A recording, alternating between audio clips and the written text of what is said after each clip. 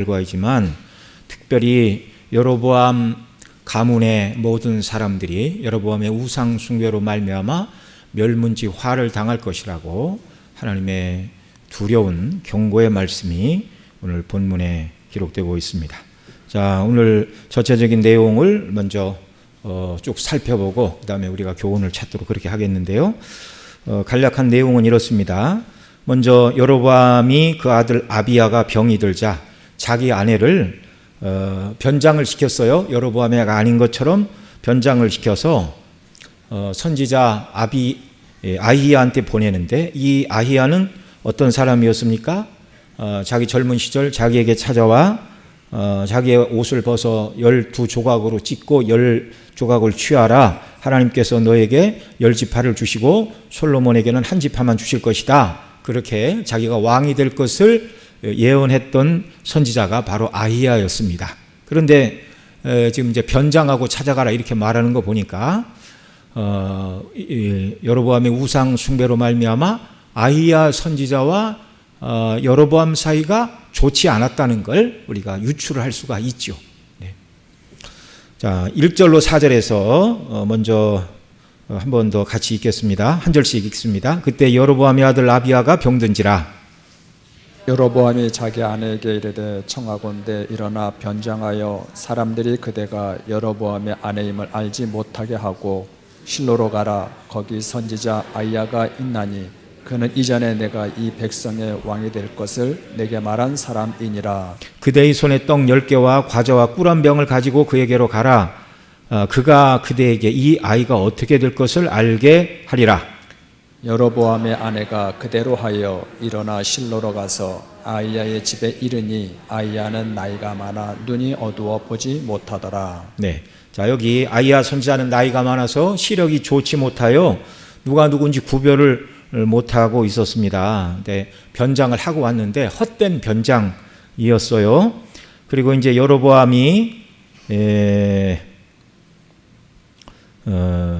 그 아내에게 여로보암의 아들이 아픈 게 아니라 당신이 여로보암의 아내인 걸 티내지 말고 일반 백성 중에 어떤 어미가 아픈 아들을 선지자에게 물으러 온 것처럼 그렇게 가서 물어봐라. 그러면서 그의 손에 떡 10개와 과자와 꿀 한 병을 가지고 이제 가서 선지자의 환심을 사고자 하고 있습니다. 자, 선지자에게 자기 정체를 들키지 않게 하려고 꾀를 낸 것이죠. 예, 그래서 들키지 않고 선지자가 자기 아들의 병을 위해서 또 기도해 주기를 바라보고 또 그렇게 고쳐보겠다는 생각인데, 이 여로보암은 선지자도 속일 수 있고 선지자를 감동하시는 하나님마저도 속일 수 있다고 착각을 한 것이었습니다. 대단한 착각이죠. 하나님은 속지 않으십니다. 그러나 하나님께서는 아히야 선지자에게 여로보암의 처가 변장하고 다른 사람인 체하고 너를 찾아올 것이다. 그걸 이제 5절에서 말씀합니다. 5절 같이 읽죠. 시작. 여호와께서 아히야에게 이르시되 여로보암의 아내가 자기 아들이 병들었으므로 내게 물으러 오나니 너는 이러이러하게 대답하라. 그가 들어올 때 다른 사람인 체함이니라. 예. 그리고 이제 여호와께서 아히야 선지자에게 여로보암의 처에게 이를 말을 가르쳐 주십니다. 여러분, 선지자는 홀로 미래의 일을 이렇게 막 혼자 점치거나 꿰뚫어 보고 맞추는 사람이 아니라, 선지자는 뭐예요? 이 말이 이제 히브리어로는 나비라는 말인데 하나님께 받은 것을 말하는 사람, 그런 것입니다. 하나님께 먼저 받은 것을 백성에게 말하는 사람, 이게 나비, 선지자, 선견자라는 말의 뜻이에요. 그러니까 선지자라고 해서 모든 걸 다 아는 게 아니고 하나님께서 가르쳐 주신 것만 아는 것입니다. 하나님이 하라고 한 말만 전하는 게 선지자예요. 거짓 선지자는 뭡니까? 예레미야에서도 여러 번 나오죠. 하나님께서 그에게 말씀하여 주시지 않았는데 자기가 받지도 않았는데 받은 것처럼 꾸며서 말하는 사람, 이런 사람이 거짓 선지자입니다. 오늘날은 성경에 없는 얘기를 하는 사람이 거짓 선지자예요. 6절에 보면 이 여인이 문으로 들어오자 눈이 보이지 않으니 발소리를 듣고 여로보암의 아내에게 왜 다른 사람인 채 하느냐? 내가 여호와께 받은 대로 내게 흉한 일을 전하리라 이렇게 말합니다. 6절 같이 읽죠. 시작. 그가 문으로 들어올 때 아히야가 그 발소리를 듣고 말하되 여로보암의 아내여 들어오라. 내가 어찌하여 다른 사람이 취하느냐? 내가 명령을 받아 흉한 일을 내게 전하리니. 그리고 이제 7절로 11절이 여호와께서 아히야에게 전하라고, 여로보암의 아내에게, 그리고 여로보암에게 전하라고 주신 말씀입니다. 7절로 11절 한 절씩 읽습니다. 제가 먼저 읽을게요. 가서 여로보암에게 말하라. 이스라엘 하나님 여호와의 말씀이 내가 너를 백성 중에 들어 내 백성 이스라엘의 주권자가 되게 하고 나라를 다윗의 집에서 찢어내어 내게 주었거늘 너는 내 종 다윗이 내 명령을 지켜 전심으로 나를 따르며 나 보기에 정직한 일만 행하였음과 같지 아니하고 내 이전 사람들보다 더 악을 행하고 가서 너를 위하여 다른 신을 만들며 우상을 부어 만들어 나를 노엽게 하고 나를 내 등 뒤에 버렸도다. 그러므로 내가 여로보암의 집에 재앙을 내려 여로보암에게 속한 산에는 이스라엘 가운데 매인자나 노인자나 다 끊어버리되 거름더미를 쓸어 버림같이 여로보암의 집을 말 같게 쓸어 버릴지라. 11절 같이 읽죠. 여로보암에게 속한 자가 성읍에서 죽은즉 개가 먹고 들에서 죽은즉 공중에 새가 먹으리니 이는 여호와께서 말씀하셨음이니라 하셨나니. 자, 여기 우리가 읽은 대로 7절에 보면 여로보암에게 가서 말하라고 하시면서 내가 너를 백성 중에 높이 들어 이스라엘의 주권자가 되게 했다. 여러 번 말씀을 드렸지만 여로보암은 아무것도 하지 않고 10지파의 나라를 받았어요. 은혜로, 선물로, 공짜로. 왕이 되고자 해서 함부로 되는 게 아니잖아요. 하나님의 일방적인 은혜와 선택을 받았습니다. 그러면 하나님이 자기를 그렇게 높여주셨으면 목숨 걸고 여호와 하나님의 뜻대로 순종해야 되는데 이 사람은 그렇게 하지 않았어요.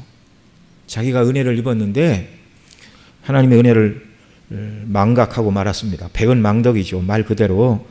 정말 전투에서 얻은 나라라면 얘기가 달라요. 근데 아무것도 없었어요.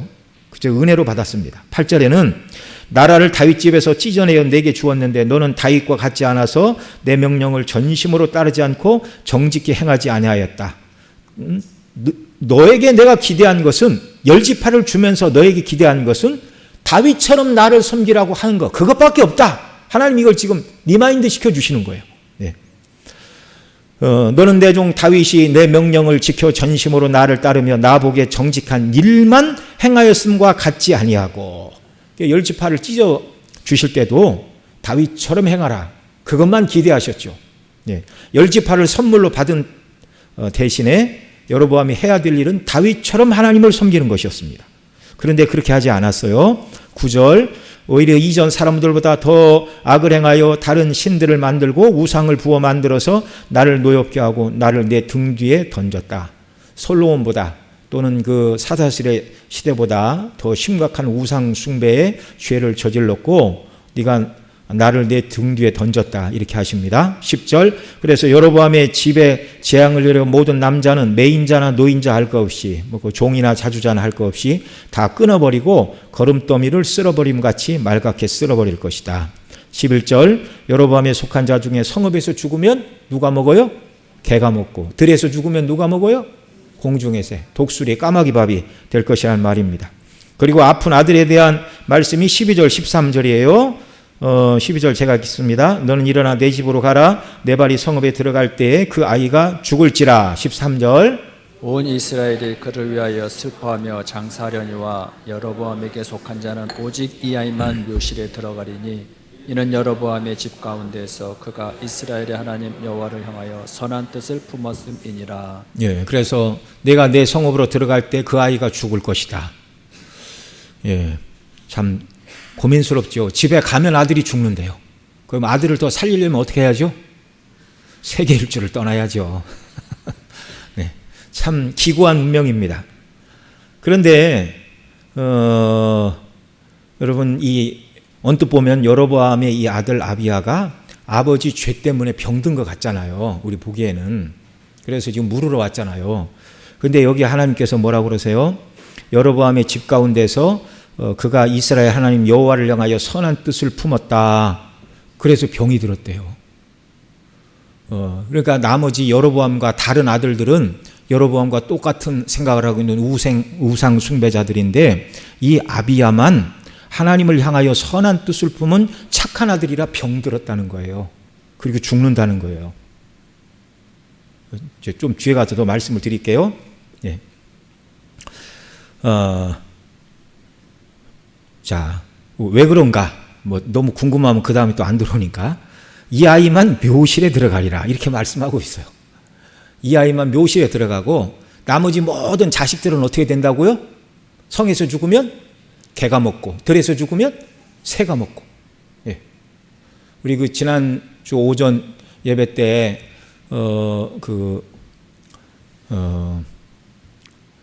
짐승이 증인들을 죽여갖고 3일 반 장사 지내지 못하게 했잖아요.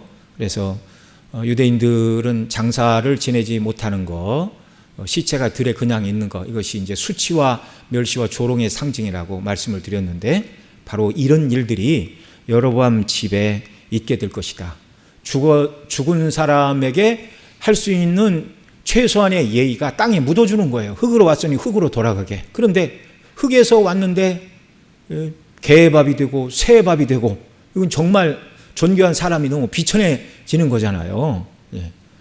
나머지 모든 자들은 비천하게 죽을 것이지만 하나님을 향한 선한 뜻을 품은 아이야만 복되게 죽게 하려고 병든 것이다.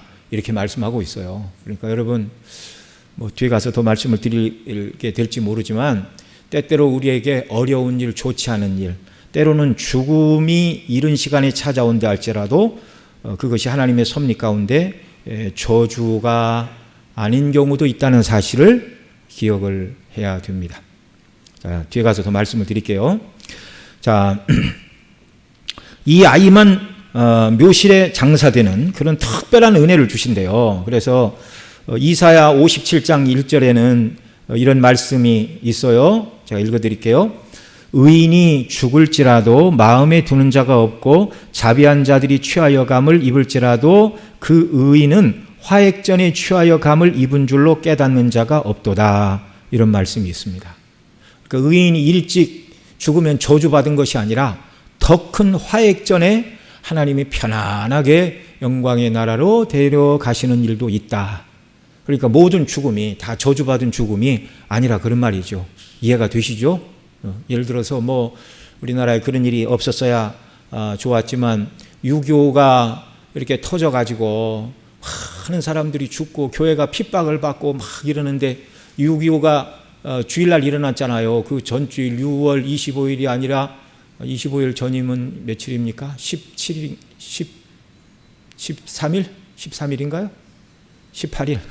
날짜 계산도 안 되네요. 어쨌든 그 전주일까지 예배 드리고 나이 많으신 성도님이 천국 갔어요. 그러면 그분은 그게 복입니까? 화입니까? 그게 복이죠, 복. 젊은 사람이 그 전주일에 예배 드리고 하나님이 천국으로 부르셨다 할지라도 동갑내기들이 전쟁에 나서 그냥 그렇게 정말 원치 않은 죽음을 당하고 막 죽은 시체가 산에 버려지고 이런 것보다는 장사 지난 바 되고 사람들이 애곡하고 슬퍼하고 그를 기념하고 이럴 때 죽는 게 복이죠. 우리가 하나님 행하시는 모든 일을 행할 때마다 생각을 바꿔야 됩니다. 저와 여러분 하나님을 사랑하는 자녀들에게 일어나는 모든 일들은 합력하여 무엇을 이루게 하신다고요?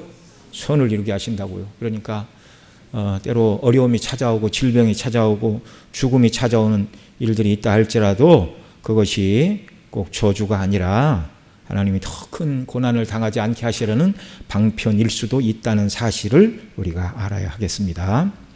자, 그 다음 14절에서는 한 왕이 일어나서 여로보암의 집을 끊어버릴 것이다. 바로 이 일로 말미암아 여로보암의 집의 자식들이 들에서 성에서 죽으면 개가 먹고 들에서 죽으면 공중의 새가 먹으리라 그렇게 말씀하시는 거예요. 14절 함께 읽습니다. 시작. 여호와께서 이스라엘 위에 한 왕을 일으키신즉 그가 그날에 여로보암의 집을 끊어버리리라. 언제냐 하니 곧 이제라. 언제 그런 일이 일어난다고요? 이제라. 영어로는 now 이렇게 돼 있어요. now. 예. 히브리어 단어로는 아타인데 바로 지금 이때 그런 뜻입니다. 그러니까 여로보암의 집이 멸망이 멀리 있다고요? 가까이 있다고요? 가까이 있다고. 가까이 있다고. 너무 심각한 우상 숭배자.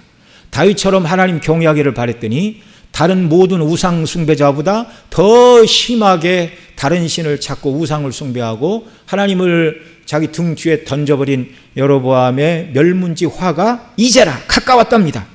자, 이 일은 이제 어떻게 이루어지는가? 이 뒤에 가서 15장 25절로 30절에서 이렇게 이루어지고 있어요. 뒤에 가서 우리 화면 보시고 한 절씩 읽겠습니다.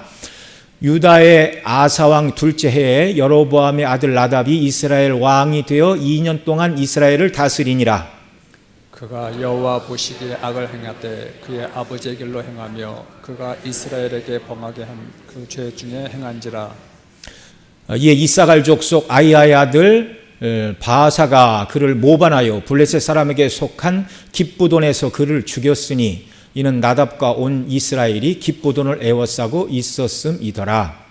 유다의 아사왕 셋째 해에 바사가 나답을 죽이고 대신하여 왕이 되고 왕이 될 때에 여로보암이 온 집을 쳐서 생명 있는 자를 한 사람도 남기지 아니하고 다 멸하였는데 여호와께서 그 종 실로 사람 아이야를 통하여 하신 말씀과 같이 되었으니 이는 여로보암이 범죄하고 또 이스라엘에게 범하게 한 죄로 말미암으며 또 그가 이스라엘의 하나님 여호와를 노엽게 한 일 때문이었더라. 하나님께서 여로보암의 한 왕이 일어나서 그 집을 멸망시키리라 하신 말씀이 머지않은 시대에 하나님의 말씀대로 이루어지고 말았습니다. 그리고 오늘 본문 15절로 16절에서는 한 집안 여로보암의 집의 멸망뿐만 아니라 이 여로보암이 시작한 우상 숭배로 말미암아 북이스라엘 전체가 멸망하고 모든 사람들이 포로로 끌려가게 될 것이라고 말씀하고 있어요. 그래서 이들을 뽑아 강 너머로, 여기서 말하는 강은 북쪽에 있는 유프라테스와 티그리스 강을 말하는데 그들이 강 너머로 하나님께서 주전 722년 결국 이들을 다 멸망시켜 뿔뿔이 흩어지게 하셨습니다. 자, 15절 16절 또 같이 읽죠. 시작. 여호와께서 이스라엘을 쳐서 물에서 흔들리는 갈대 같게 하시고 이스라엘을 그의 조상들에게 주신 이 좋은 땅에서 뽑아 그들을 강 너머로 흩으시리니 그들이 아레사상을 만들어 여호와를 진노하게 하였습니다. 여호와께서 여로보암의 죄로 말미암아 이스라엘을 버리시리니 이는 그도 범죄하고 이스라엘로 범죄하게 하였음이니라 하니라. 여로보암 혼자만의 죄가 아니라 백성들이 가담하였기 때문에 이제 모든 백성이 망하고 포로로 끌려가게 될 것이다. 이렇게 말씀하고 있습니다. 이후에 이스라엘의 역사는 하나님이 말씀하신 대로 계속 반역이 일어나는 역사였어요. 원인은 우상 숭배. 그로 말미암아 하나님 내리신 징벌은 나라가 망할 때까지 계속해서 왕조가 바뀌리라. 그래서 북이스라엘은요 제일 오래간 왕조가 4대까지 갔어요. 4대. 예후의 왕조, 오므리 왕조. 그리고는 2대, 여기 지금 살펴보는 여로보암도 여로보암 그 아들 나답 때 반역이 일어났잖아요. 또 누구 시므리 같은 사람은 이제 왕을 쳐 죽이고 왕이 됐는데 일주일 만에 죽었어요. 또 참 그런 일들. 그렇게 하다가 결국 이제 나라가 세워진 지 얼마 되지 않아 아수르에 망하게 되는 이런 일들. 결국 멸망을 향해 나아가는데 계속해서 왕조가 바뀌고, 그 무슨 왕조가 바뀌었다는 건 뭐예요? 야, 나보다는 당신이 임금하면 훨씬 잘할 것 같으니까 내 왕위를 받으시오. 선의를 해서 왕위가 바뀌는 게 아니에요. 계속해서 그 아래 신하일 수도 있고 장군들이 계속 자기가 섬기던 왕을 칼로서 무참히 다 일가족을 도륙내는 겁니다. 이 죄가 이렇게 무서운 거예요. 죄가. 그리고 이제 17절로 18절에서는 여로보암의 아내가 그 집에 이르자 그 아들이 죽어 장사되었다 말합니다. 17절 18절 또 읽죠. 여로보암의 아내가 일어나 디르사로 돌아가서 집 문지방에 이를 때에 그 아이가 죽은지라 온 이스라엘이 그를 장사하고 그를 위하여 슬퍼하니 여호와께서 그의 종 선지자 아이야를 통하여 하신 말씀과 같이 되었더라. 그리고 이제 19절 20절은 우상 숭배의 주역인 여로보암이 왕이 된 지 22년 만에 죽고 그 아들 나답이 왕이 되었다. 이걸 말해요. 자, 19절 20절 또 읽습니다. 여로보암이 그 남은 행적 곧 그가 어떻게 싸웠는지와 어떻게 다스렸는지는 이스라엘 왕 역대 지략에 기록되니라. 여로보암이 왕이 된 지 22년이라 그가 그 조상들과 함께 잠에 그의 아들 나답이 대신하여 왕이 되니라. 여기 여로보암에 대하여 그 남은 행적과 어떻게 싸웠는지 다스렸는지 역대 지략에 기록되니라. 왕들의 역대 지략에는 기록될 만한 일인지 모르지만 성경에는 언급이 없어요. 성경이 그에 대하여 언급하고 있는 것은 우리가 앞에 살펴봤던 여호와를 대신하여 금송아지 2개를 만들고 성전을 대신하여 산당을 짓고 또 하나님이 세우신 레위지파 제사장들을 대신하여 일반 백성들로 제사장을 삼고 6월절, 오순절, 장막절에 명절을 폐하고 자기가 만든 8월 15일을 명절로 만들어 섬긴 우상숭배의 죄밖에 없고, 그 다음에 이제 바로 앞 시간에 살펴본 것처럼 유다로부터 선지자가 내려와 그 단을 저주하고 요시아라는 임금이 일어나 단을 화폐하리라, 그 징조로 단이 갈라지고 재가 쏟아지리라 그렇게 했음에도 불구하고 저놈 잡아라 그러다 손이 뻣뻣하게 굳고 하나님 기회를 주셨죠. 나를 위해 기도하라. 팔이 풀리면 회개하고 돌이켜야 되는데 끝까지 이 우상 숭배의 죄를 돌이키지 않음으로 말미암아 자기뿐만 아니라 자기 아들 때에 멸문지 화를 당하게 되었고, 이 사람 여로보암이 시작한 죄로 말미암아 이스라엘이 우상 숭배의 죄에 빠져 계속되는 반역이 일어나 수많은 왕조와 가문과 젊은이들이 죽어나가고 결국 나라가 아수리에 의하여 패망하는 것으로 문을 닫았다는 말씀입니다. 여러 번 이스라엘 역사는 하나님께서 우상 숭배의 역사를 지적하는 것이다. 여러 번 말씀을 드렸죠. 여러분, 오늘 이 시대에 이런 말씀을 늘 들을 때마다 우상 숭배가 나하고 무슨 상관이야? 내가 무슨 어디 우상 앞에 가서 절을 했나 어쩌기를 했나? 예수님 믿고는 우상 딱 끊었는데 정말 끊으시기 바랍니다. 우상이 뭐예요? 하나님보다 더 사랑하는 게 우상이라고. 더 사랑하는 게. 이 말씀을 하면서도 저도 제 자신에게 계속 질문을 던집니다. 이 설교를 하는 너 목사는 정말 하나님보다 더 사랑하는 것이 없느냐? 늘 우리 자신은 이 말씀을 가지고 우리 자신을 살펴야 됩니다. 그래서 하나님 앞에 들어갈 때쯤 되어서 하나님 부족한 것이 있지만 그래도 아시죠? 제가 세상보다 어떤 조건이나 물질이나 명예나 이런 것보다 제가 하나님 제일 사랑하려고 애썼던 거 아시죠? 그렇게 우리가 하나님 앞에 말씀을 드릴 때 주께서 그래 네가 전심을 다하여 나를 사랑하려고 애쓴 걸 내가 안다라고 주님께서 인정하시고 위로해 주시는 그런 은혜를 저와 여러분 모두가 누릴 수 있기를 바랍니다. 그것이 이 말씀을 열왕기 상하를 계속 공부하고 배우는 이유고 목적이에요. 이 우상 숭배를 계속 경고하시고 이 우상 숭배 때문에 망한다라는 것을 계속 지적해 주고 계십니다. 자, 우리는 이 말씀들 가운데서 몇 가지 교훈을 살펴볼 수 있습니다. 첫째로 아이야는 늙어서 눈이 보이지 않았지만 그러나 아이야는 늙었어도 하나님의 계시를 계속해서 받는 영적으로 하나님과 교통하는 참된 선지자였어요. 이 아이야의 모습 속에서 이제 어떤 사람이 떠오르냐면 나이가 많아 눈이 어두운 건 똑같은데 하나님의 말씀을 더 이상 들을 수 없었던 제사장 겸 사사인 엘리를 떠오르게 합니다.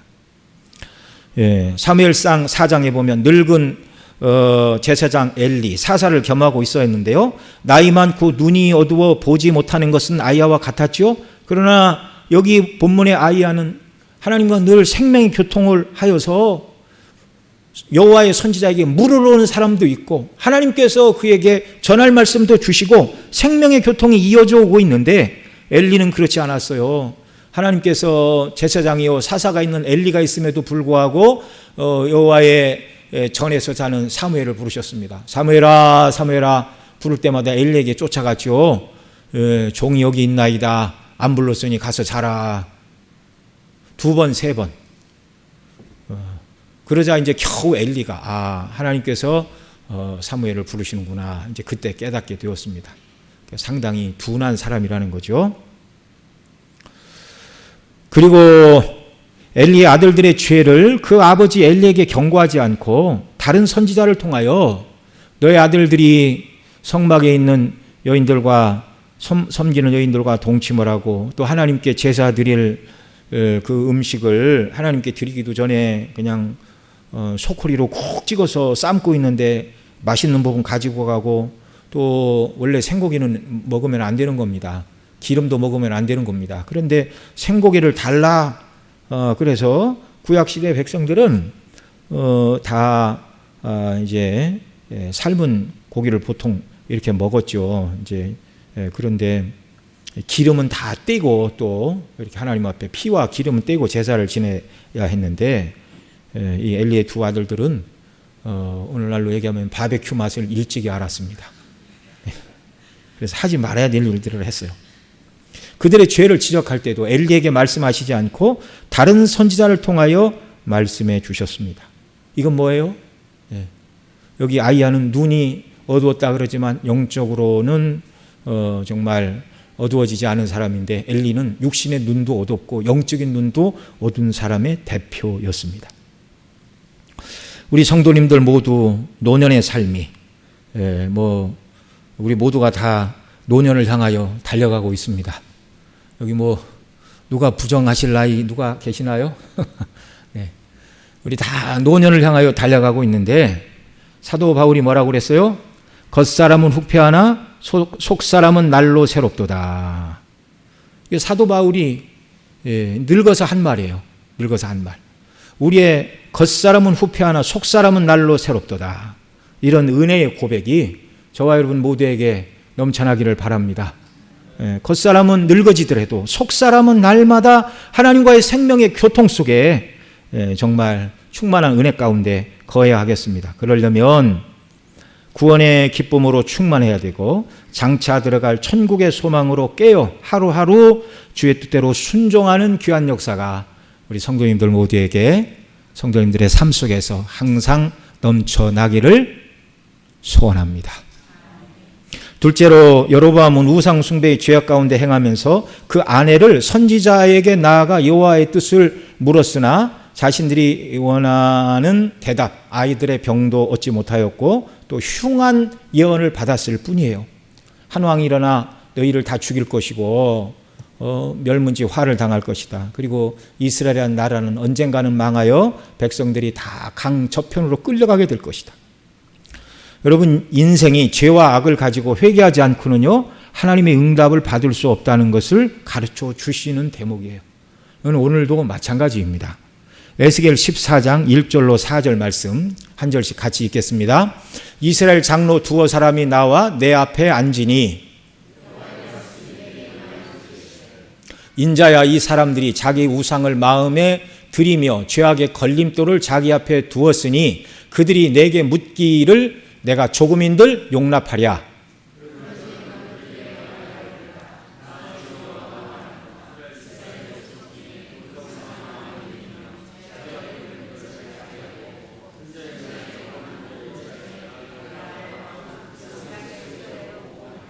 아멘.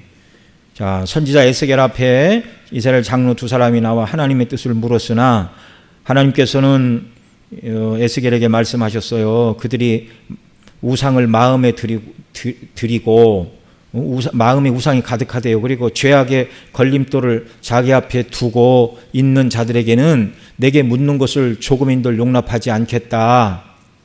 그러니까 우상이 마음에 있고 죄악의 걸림돌이 있는 사람이 하나님께 아무리 기도해도 응답하신다고요? 안 하신다고요? 안 하신대요. 안 하신대요. 내게 묻기를 조금인들 용납하겠느냐 하시고 4절에서 그 우상을 마음에 들이며 죄악의 걸림돌을 자기 앞에 두고 선지자에게로 가는 모든 자에게 나 여호와가 오히려 어떻게 하신대요? 그 우상의 수위대로 보응하신다. 우상의 섬긴 수혜대로 하나님이 심판하신다는 거예요. 아주 무서운 말씀이에요. 죄악을 품고 죄악의 걸림돌을 가지고 하나님께 나아가 아무리 기도해도 응답이 이루어진다고요? 안 이루어진다고요? 안 이루어진다고. 우리 기도 응답이 이루어지지 않을 때는 내 마음에 우상을 받아들였는지 죄악의 걸림돌이 하나님과 나 사이를 막고 있는지 먼저 헤아리는 지혜가 필요한 것입니다. 시편 66편 18절에서도 이렇게 말해요. 같이 읽겠습니다. 시작. 내가 나의 마음에 죄악을 품었더라면 주께서 듣지 아니하시리라. 성경은 중요한 내용은 두 번, 세 번 반복해서 가르쳐 주십니다. 하나님은 마음에 죄악을 품고 회개하지 않고 돌이키지 않는 상태에서 드리는 기도 듣지 않으세요. 그러니까 최소한 응답을 받으려면 하나님 내 죄를 용서해 주세요라고 먼저 기도를 시작해야 돼요. 그런데 가장 큰 우상 숭배자인 여로보암이 회개하지 않고 자기 아내를 변장시켜 선지자에게로 보내 평민인 것처럼 말하고 내 아들이 병들었으니 기도 좀 해주세요. 어떻게 하면 나을까요? 이렇게 묻는다 할지라도 불꽃 같은 눈으로 인생을 살피시는 하나님의 눈을 어떻게 속여요? 변장하면 하나님이 속으십니까? 이것은요, 모든 인생을 감찰하시는 여호와 하나님을 멸시하는 처사입니다. 절대로 죄의 걸림돌을 가지고 있는 자가 그 손에 떡과 과자와 꿀을 가지고 선지자를 찾아간다 할지라도 하나님께서는 선지자를 통하여 대답해 주시지 않는다는 것입니다. 죄를 회개하지 않고 하나님 앞에 대단히 큰 걸 드린다 할지라도 기도 응답은 기대하지 말라는 거예요. 이사야 59장 1절 2절에서도 이와 같이 말씀을 하십니다. 같이 읽죠. 여호와의 손이 짧아 구원하지 못하심도 아니요 귀가 둔하여 듣지 못하심도 아니라 오직 너희 죄악이 너희와 하나님 사이를 갈라놓았고 너희 죄가 그의 얼굴을 가리어서 너희에게서 듣지 않으시게 함이니라. 뭐 원하는 모든 것은 하나님께 다 들려요. 그러나 죄를 가지고 있는 자들에게는 하나님이 그 얼굴빛을 비추시지 않는다는 얘기입니다. 기도 응답은 없다는 거예요.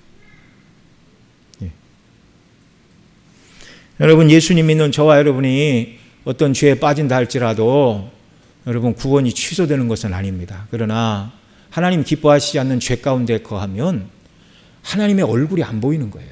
하나님 주시는 평강이 사라지는 거예요. 징계가 임하는 것입니다. 왜 그러세요?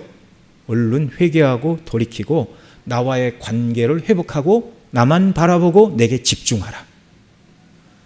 여러분, 하나님은 천지 만물의 주인인 줄 여러분 다 아시죠?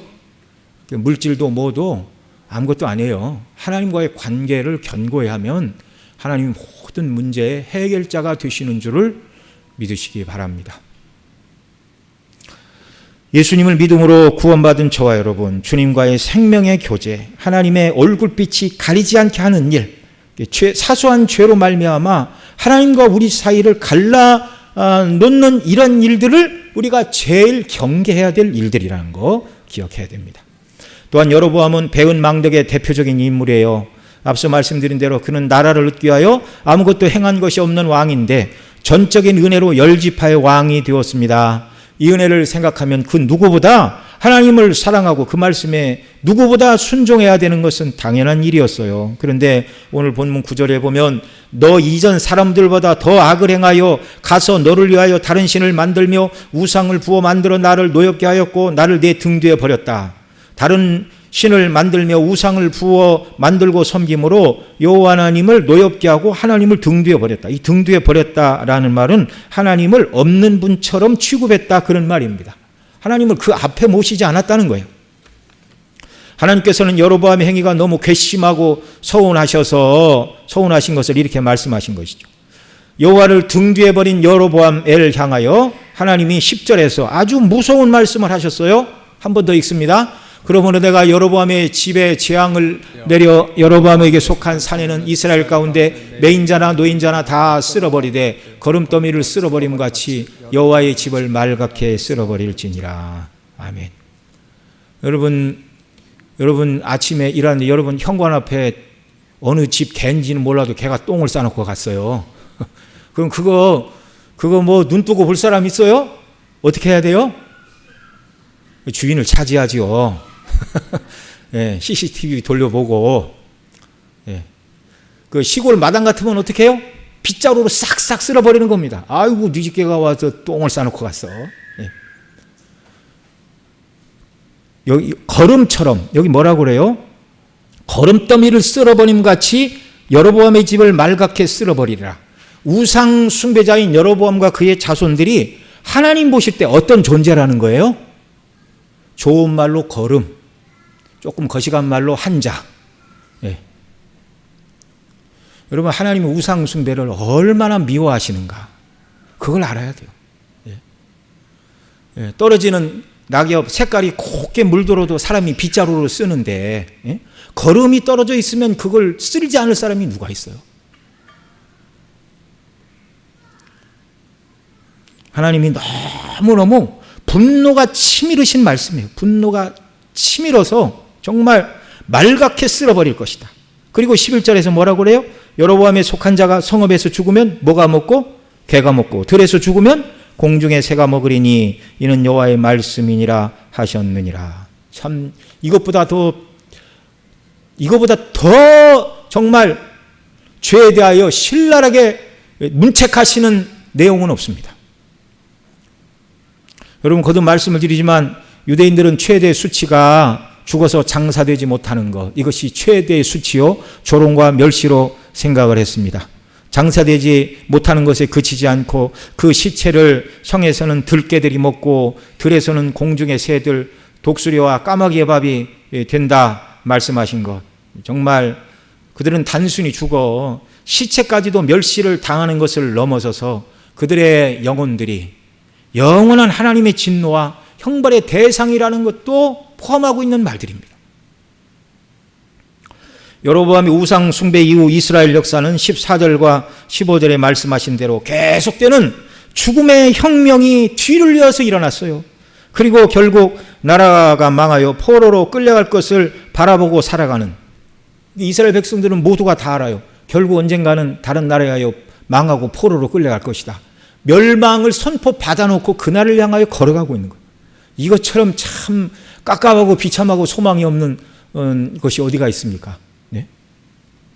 14절에 여호와께서 이스라엘 위에 한 왕을 일으키신즉 그가 그날에 여로보암의 집을 끊어버리리라. 언제냐 하니 곧 이제라 말씀하신 후 앞서 말씀드린 대로 나답이 왕이 되기 2년째 되었을 때 바사가 모반하여 그를 죽임으로 이스라엘의 역사는 계속되는 피해 반역의 역사가 반복되었고, 그리고 여로보암이 나라를 세운 후 210년간 19명의 왕이 통치하였는데 왕조가 9번이나 뒤바뀌는 피해 역사가 반복이 되었습니다. 이유는 무엇 때문이라고요? 오직 하나, 우상숭배.